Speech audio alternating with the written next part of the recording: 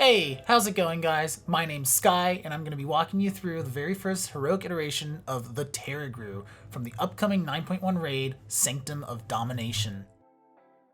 The first thing you should know about Tarragrue is that your entire raid will have access to anima powers. These powers can be found in the trash mobs known as Infused Goliaths. There's 4 of them located outside and around Tarragrue's room.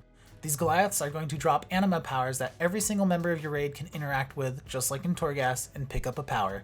Lucky for us, you can actually reroll your powers at an anima siphon right outside Tarragrue's boss room. As you can imagine, some powers seem to be pretty necessary for the fight, and we'll cover all of them, as they can deal with certain mechanics in a very clever, brain-dead almost way.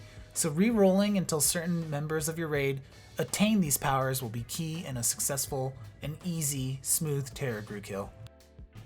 Before I get into any boss mechanics, I'd like to go over an anima power nobody in your raid should ever really have to pick up, because there's other anima powers that contribute to dealing a lot of damage and have no downside.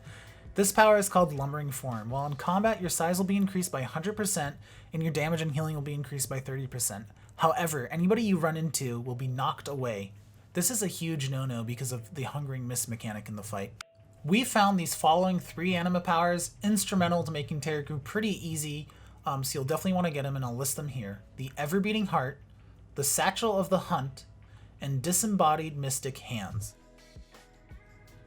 Tarragrue has a pretty traditional tank swap mechanic. He will cast Overpower on the current active duty tank, stunning them and applying a Crushed Armor debuff. Simply taunt off of your co-tank and swap accordingly. Next up is Tarragrue's Predator's Howl. This will apply a dispellable magic debuff on a few players in your raid. These players will then have a small circle around them, pulsing every 3 seconds and fearing all friendlies that are caught within range. Have your raid loosely stacked for this, and make smart use of Tremor Totems and have priests mass dispel. If there are any stragglers left, simply single dispel them.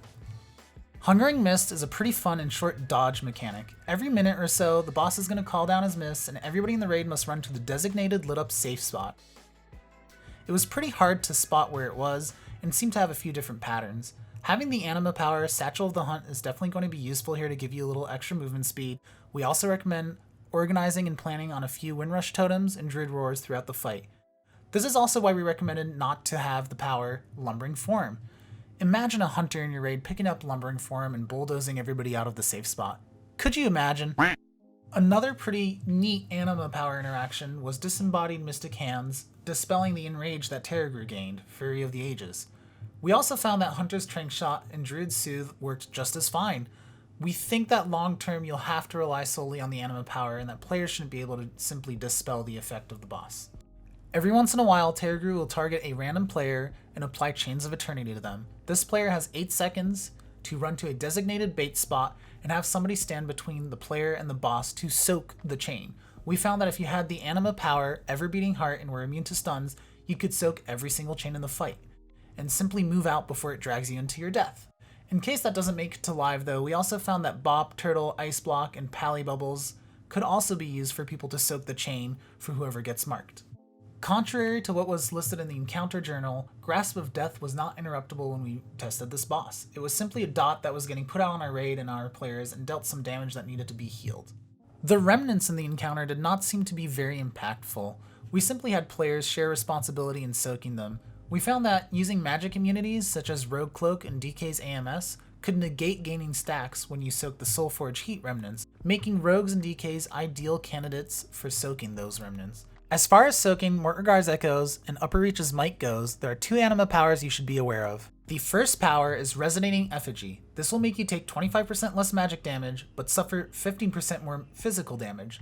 Players with this power will be ideal candidates for soaking Mortregar's Echoes, but suboptimal candidates for sucking Upper Reaches. The next anima power is Ephemeral Effigy.